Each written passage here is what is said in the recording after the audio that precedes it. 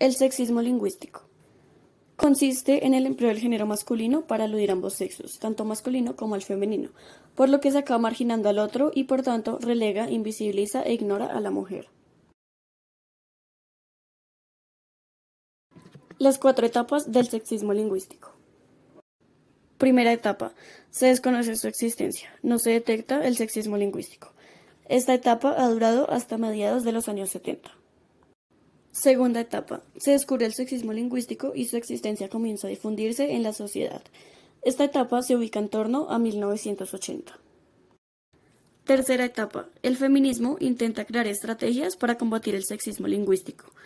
Estamos a mediados de la década de los 80. Cuarta etapa. Corresponde al momento actual. Se crea un conflicto entre dos bandos, quienes defienden estas normas y quienes las atacan. De manera simplista, podemos decir que a los primeros les importa más la mujer que el lenguaje y que a los segundos les sucede lo contrario. Formas del sexismo lingüístico. El sexismo léxico. Opera cuando se emplean ciertos vocablos que pueden resultar un poco discriminatorios por el significado que transmiten. Este sexismo se refleja en los siguientes niveles. Duales aparentes. Palabras cuyo significado varía en función del género. Por ejemplo, Mario es un zorro. Se marchó de vacaciones sin decir nada. Laura es una zorra. Estuvo toda la noche coqueteándole a Pedro. En el caso de la palabra zorro, ahora ya puede encontrarse definida como persona astuta, taimada y solapada, mientras que a zorra, en femenino, se le atribuye también la acepción más común de prostituta.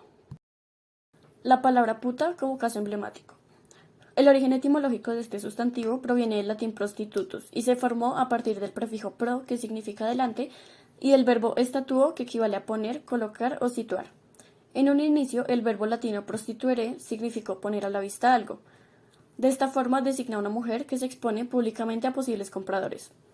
Como hemos podido observar, la etimología de las palabras tiene mucho que ver con lo que hoy en día significan, y son usadas esas palabras. Se pueden encontrar más de 50 palabras para llamar a una mujer puta, pero sin embargo, si cambiamos el género, ¿cuántas palabras conocemos para denominar a un hombre que ejerce la prostitución?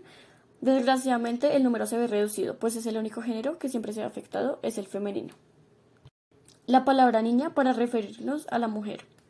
Infantilizar a las mujeres es una práctica desempoderante que se siente muy natural.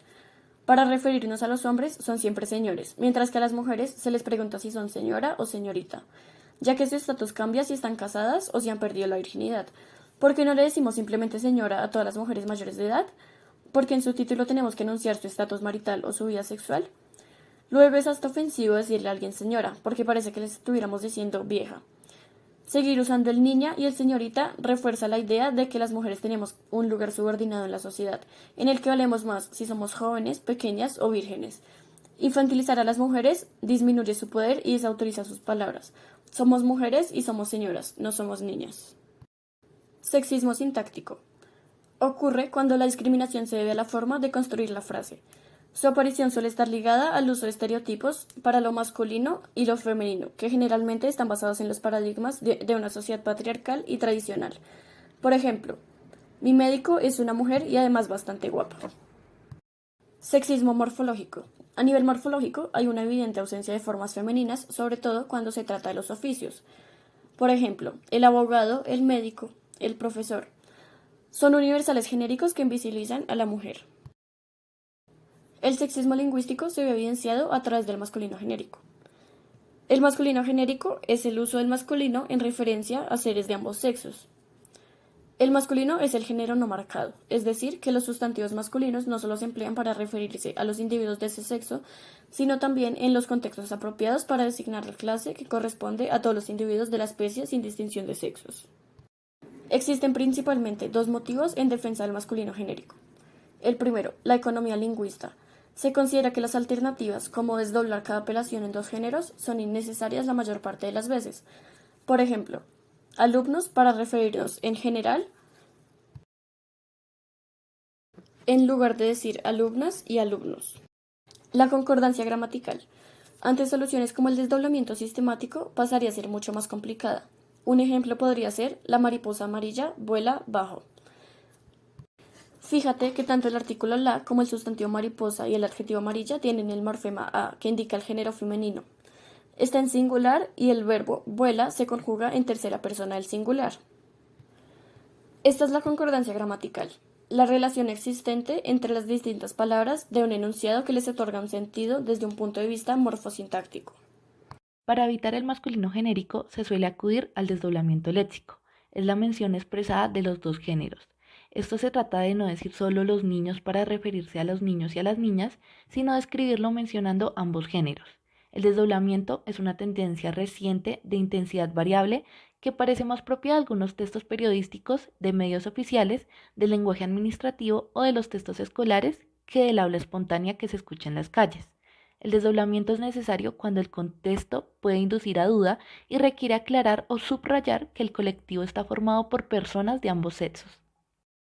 Evita el uso del masculino genérico, no incluyente por incluyente. Todos están invitados a la cena. Todas y todos están invitados a la cena. Los maestros tienen que hacer un examen cada semana. Las maestras y maestros tienen que hacer un examen cada semana. Guías de estilo inclusivo. Uso de pronombres y determinantes sin género. Se puede sustituir el uso de él, los, aquel, aquellos, seguidos del relativo que por quién, quiénes, cada. Lo que no se debe usar por lo que se debería usar. El que suscribe por quien suscribe. Aquellos que vinieron a exposiciones por quienes vinieron a exposiciones. Los que no cumplan los requisitos por quienes no cumplan los requisitos. Los postulantes deberán portar carpetas, por cada postulante deberá portar carpetas. Sustituir el artículo 1 por alguien o cualquiera. Lo que no se debe usar por lo que se debería usar. Cuando uno lee las listas de admisibilidad, por cuando alguien lee las listas de admisibilidad, cuando cualquiera lee las listas de admisibilidad. Cuando uno viene al CNCA, por cuando alguien viene al CNCA, cuando cualquiera viene al CNCA. Evitar el uso de adverbios con marca de género.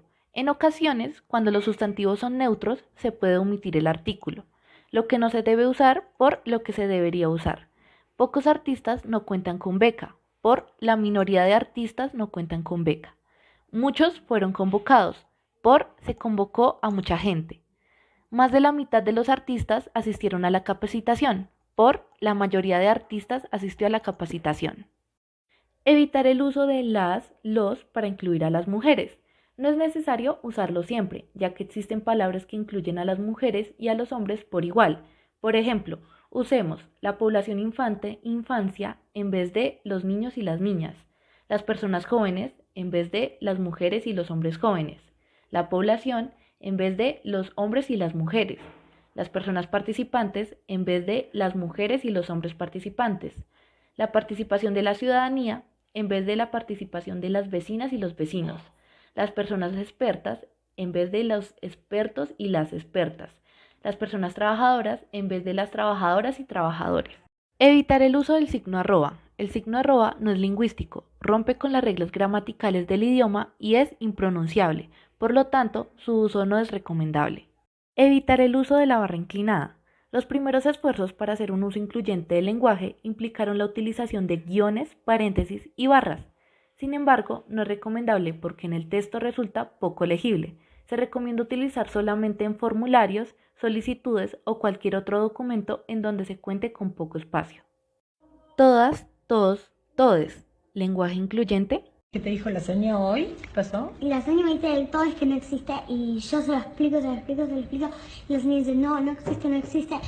Y por más que ella me diga no existe, yo lo sigo teniendo en mi vocabulario. Y ella me dijo, a ver, ¿qué significa? Yo le dije que los, las y les trans no se sienten identificados con todos y todas, que hay trans que se sienten hombres, hay trans que se sienten mujeres, pero hay algunas que ni se sienten ni hombres ni mujeres.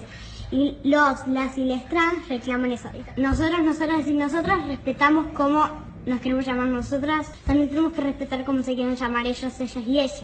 Es un modo de expresión que evita las definiciones de género o sexo, abarcando a mujeres, varones, personas transgénero e individuos no binarios por igual. Se ha popularizado la propuesta de utilizar la forma en todes, ella, nosotres, tú misme, como género neutro en español. Por otro lado, este tipo de lenguaje refleja un cambio importante en nuestra sociedad. Lo que estamos ahora intentando es que la lengua que en este momento va atrás de los cambios sociales, se ponga a tono con la sociedad y la designe de una manera más precisa. Nuestra realidad respecto de la presencia de la mujer en la esfera pública, de las minorías sexuales, cambió en los últimos 50 años de una manera sideral. ¿Qué dice la Real Academia Española sobre el lenguaje inclusivo? La RAE rechaza el uso de todos y todas, tots y todes. No es la primera vez que la RAE rechaza el reconocimiento del lenguaje inclusivo. Para la Academia, el masculino gramatical funciona en nuestra lengua español como en otras como término inclusivo para aludir a colectivos mixtos o en contextos genéricos o específicos. De esta forma, la institución considera innecesarias las variables de inclusión del doble género como todos y todas, tots, todes o todas. La RAE publicó el siguiente tuit, numeral RAE Consultas. El uso de la letra E como supuesta marca de género es ajeno al sistema morfológico del español, además de ser innecesario, pues el masculino gramatical funciona como término inclusivo en referencia a colectivos mixtos o en contextos genéricos o inespecíficos. Como venimos demostrando, el sexismo lingüístico se ha convertido en un grave problema no solo a nivel lingüístico, sino a nivel social. Por culpa de ello, la mujer siempre se ha visto envuelta en una posición de inferioridad frente al hombre y esta idea se ha ido transmitiendo generación tras generación hasta el día de hoy. La lengua española es sexista y en consecuencia también lo es la forma en la que la empleamos. De esta manera, queriéndolo o no, contribuimos a la promulgación del sexismo en la lengua española si no le ponemos un tipo de freno. Para prevenir el sexismo lingüístico debemos tener en cuenta que tendríamos que usar el lenguaje de forma más cuidadosa para que ninguno de los dos sexos se vea menospreciado, discriminado o inferiorizado.